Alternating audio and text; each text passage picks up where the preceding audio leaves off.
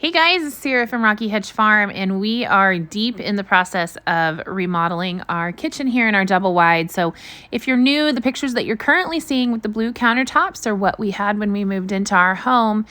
And over the years, we've made a couple of changes to this space, including putting a walk-in pantry in our home. Now, when we moved our home, that is the wall that you're currently seeing. We actually took that pantry out to prepare for this complete remodel.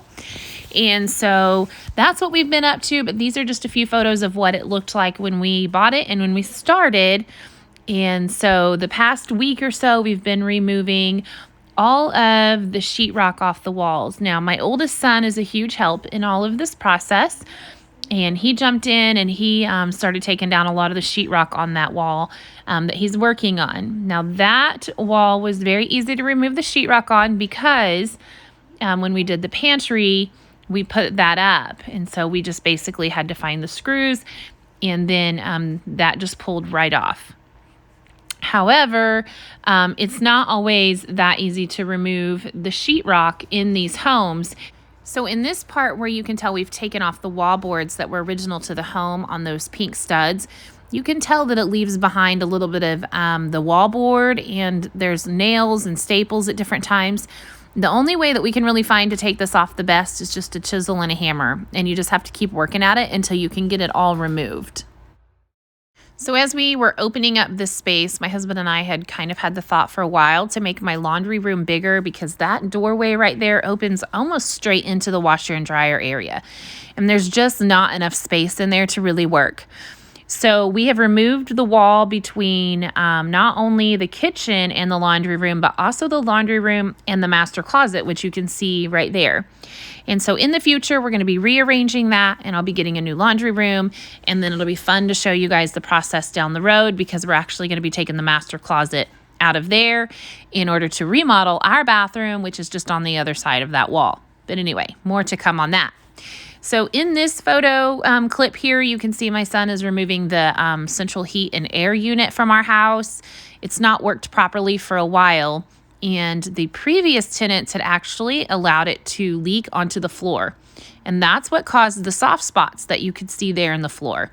So we're going to have to replace all of that as well. So that was basically what we were able to accomplish on the first day, was getting all of that space ripped out, and the next day we would be ready to do this side of the kitchen that you see me working on here. This side of the kitchen is the only side that had any remaining cabinetry left on it, and this is also the side where the dishwasher was, which was right next to the stove, and we had long ago removed the dishwasher out of this space. Now, I know a lot of times when people think about cabinetry and you're pulling it out, like, you know, you could just unscrew a couple screws from the wall and the whole entire cabinet is going to come out. Well, that's not the case in the way that our double wide was built. The cabinets actually just come out in pieces.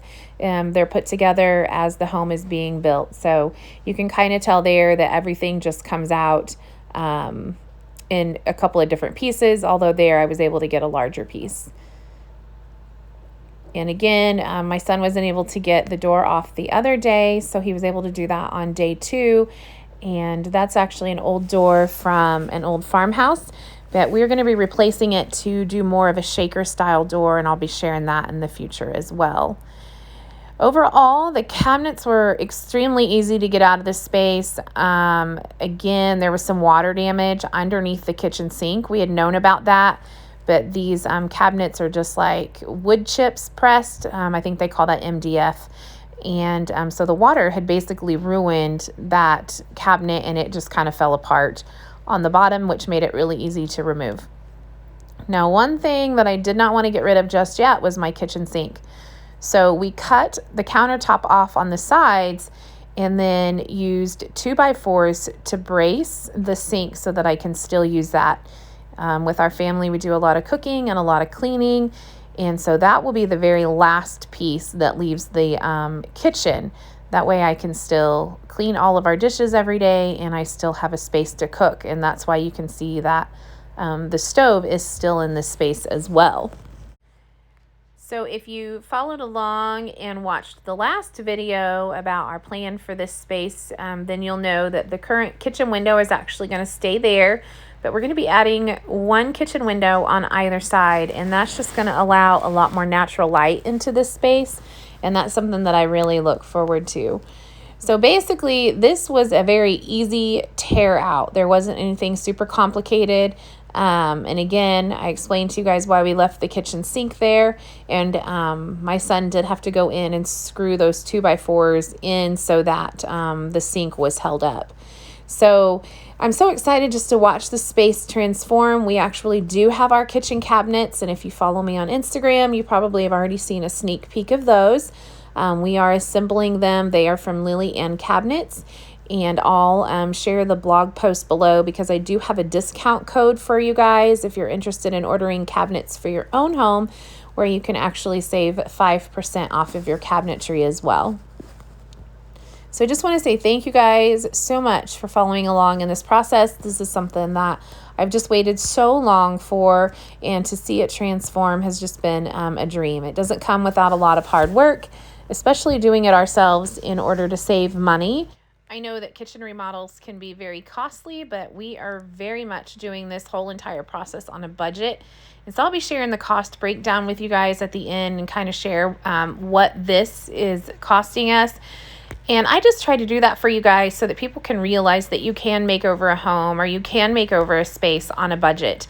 It's not going to be the grandest of every single thing, but I'm okay with that because I just need a kitchen that is simple but that functions, and yet I still want a pretty space to work in as well. So again, more on that later, but don't forget to hit subscribe so you stay up to date on all the latest videos here on YouTube. And don't forget, you can check out the blog for more photos, more information, and other projects that we've done as well. Thanks for watching, guys. Have a great day.